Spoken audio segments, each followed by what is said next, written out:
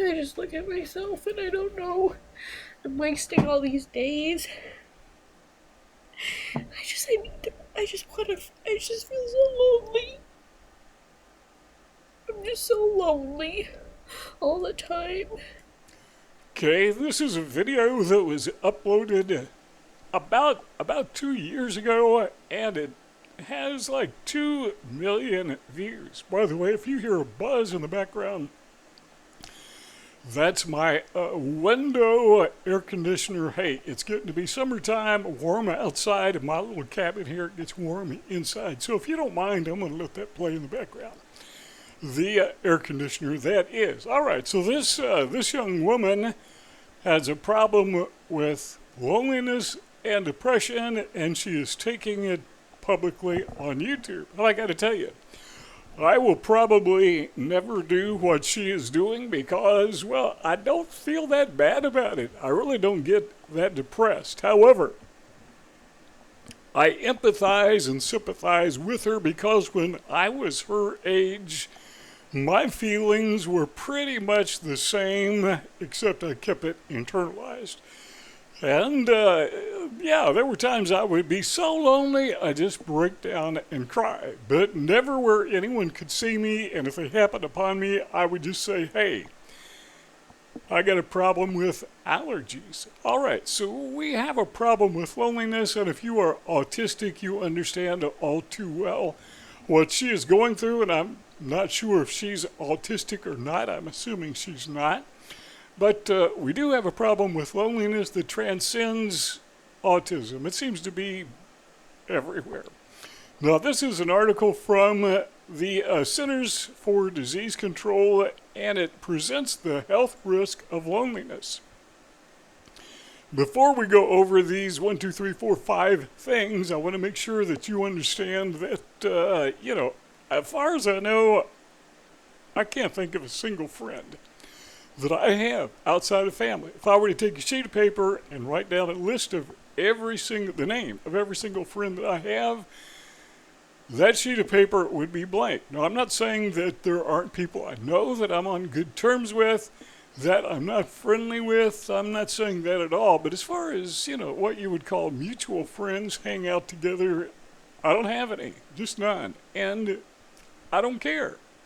So it's much different than it was years ago when I was younger. But looking at this study, it seems to imply that, if it's on the screen here, it says older adults are at increased risk for loneliness and social isolation because they are more likely to face factors such as living alone, the loss of family or friends, chronic illness, and hearing loss. All right, so what are the health risks of loneliness? So I'm going to kind of move out of the screen here a little bit.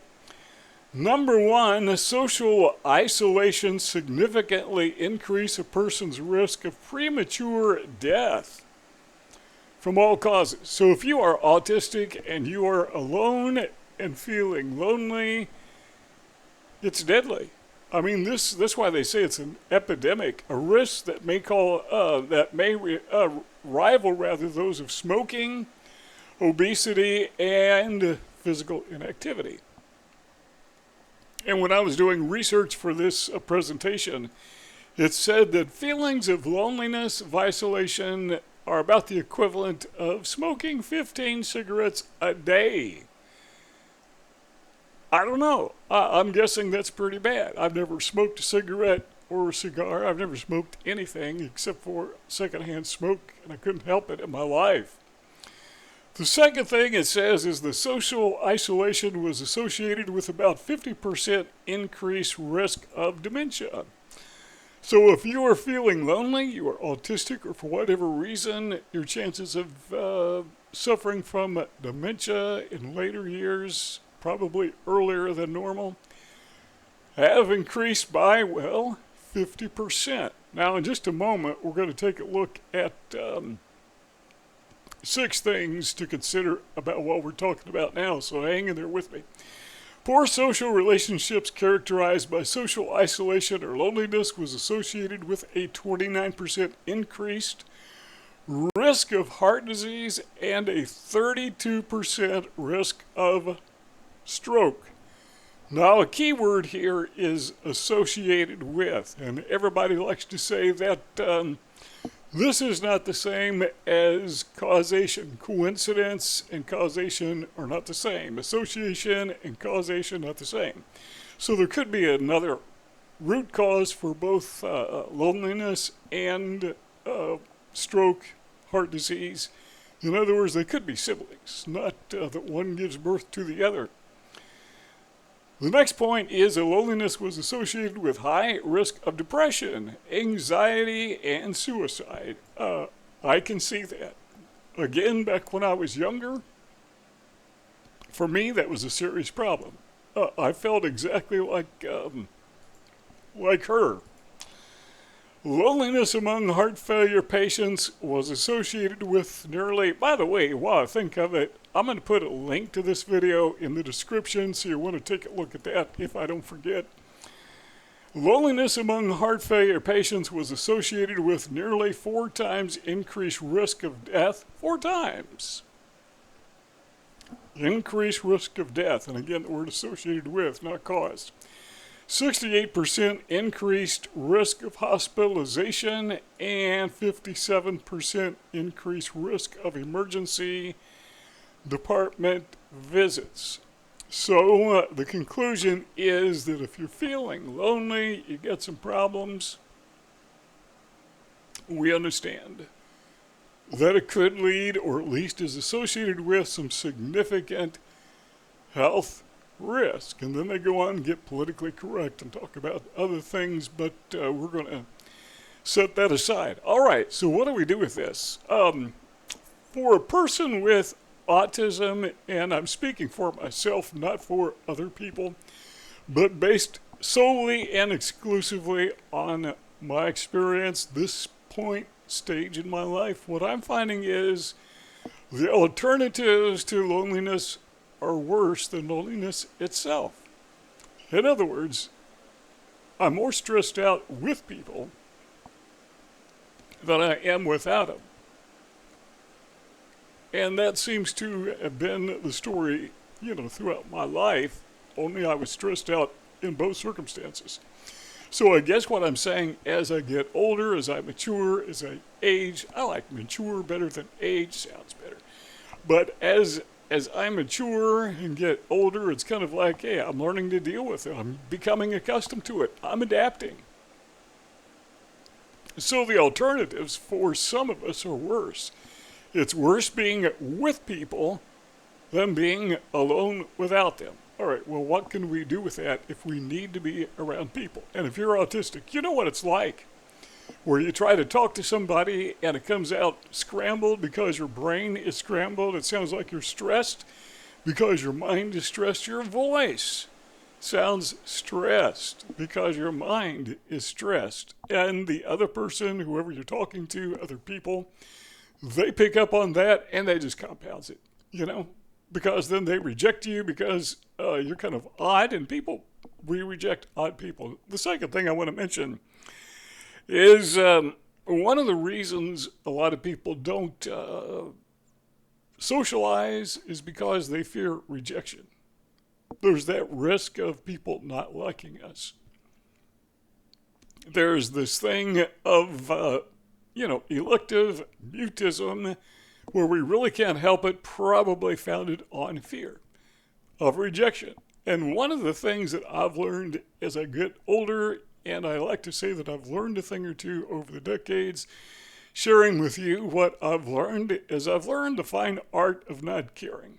Just that simple. If I talk to somebody and they're not impressed with the tone of my voice or the stress in my voice, or the scrambled way that I talk, kind of a word salad that comes out, who cares? I don't even know this person, and if this person doesn't like me, then what do I care what they think? And what I find happens is when I take that attitude, somehow everything comes into focus. And the scrambling in my mind and the resultant scrambling in my voice just kind of disappear. And another thing I've learned, this is point number 3, is that number 1 was alternatives are worse. Number 2 is that risk of rejection. We say, who cares? Number 3 is when we speak to people, and we are the first to speak. And I usually try to play a game where I'm going to be the first one to talk, even if you don't want to hear it. I'm going to be the first one to talk, kind of game to play. But the person who speaks first, is in control. But I don't always want to be in control.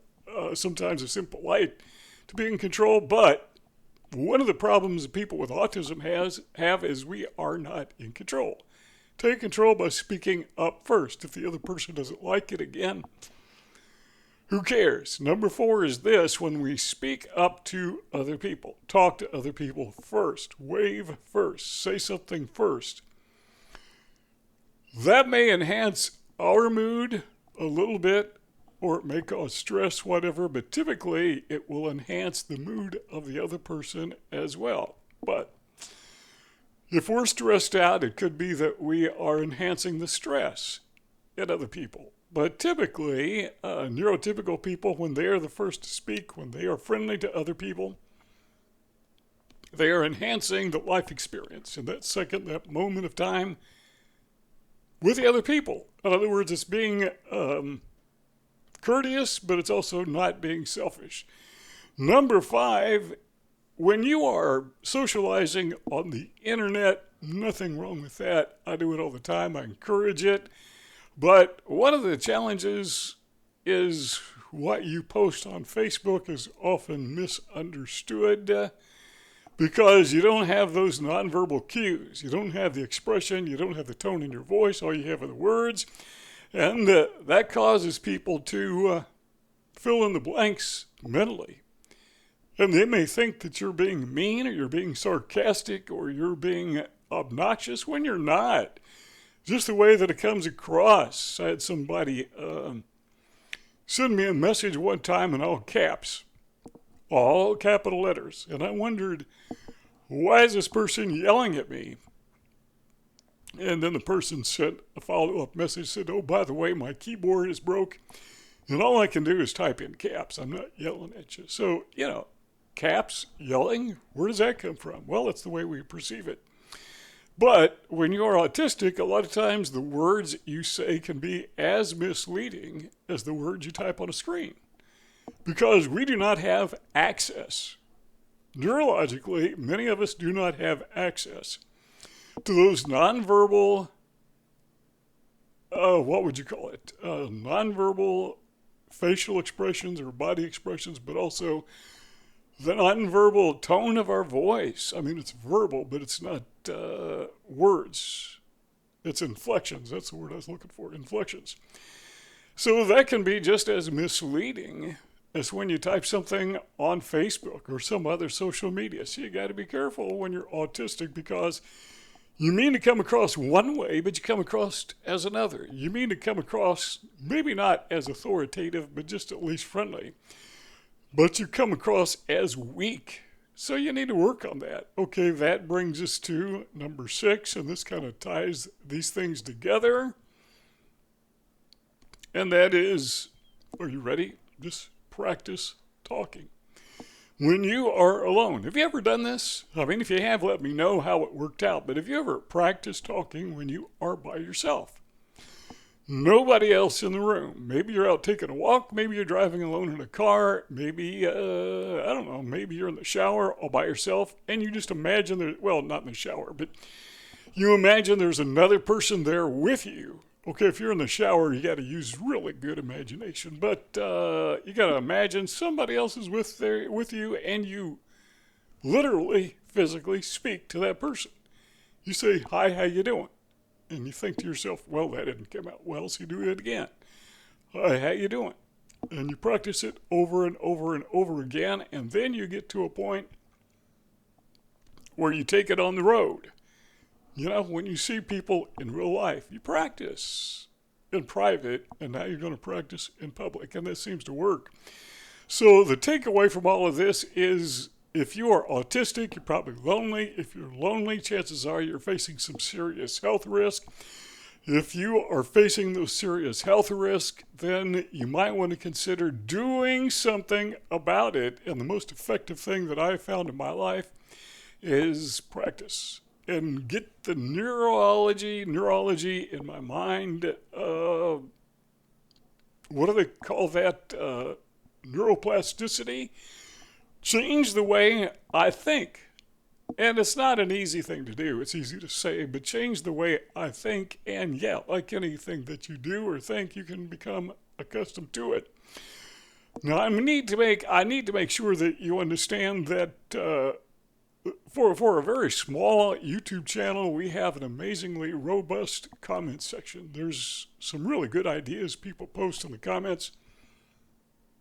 So when you're done watching this video, you might want to take a look and even join the conversation if you feel comfortable doing that.